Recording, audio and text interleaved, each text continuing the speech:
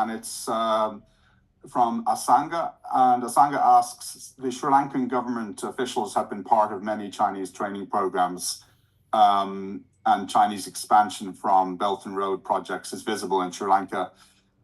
Is there anything specific in your report or your research that kind of looks at China's role in South Asia or Sri Lanka in particular?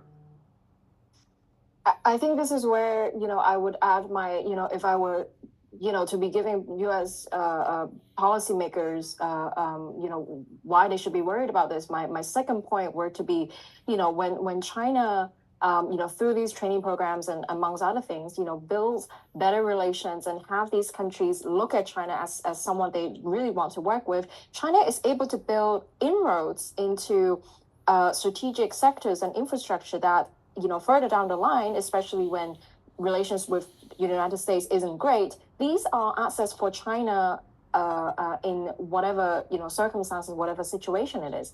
And it is not just about ports, but also about, other sectors and infrastructure. So in Sri Lanka, it's been one of the very important case. But I think in South Asia, particularly in Sri Lanka, one of the most worrying propaganda that when I went there and have learned was the way that China is promoting the historical relations between China and Sri Lanka based on thousands of years of Buddhist exchanges.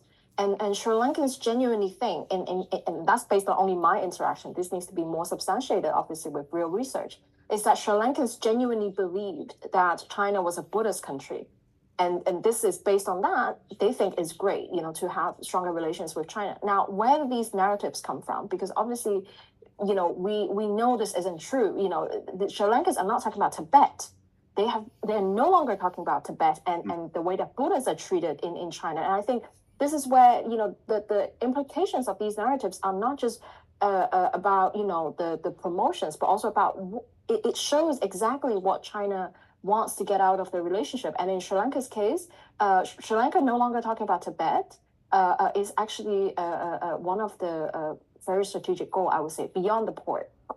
Yeah, so that's kind of an example of where China has been successful, you think, in terms of the propaganda.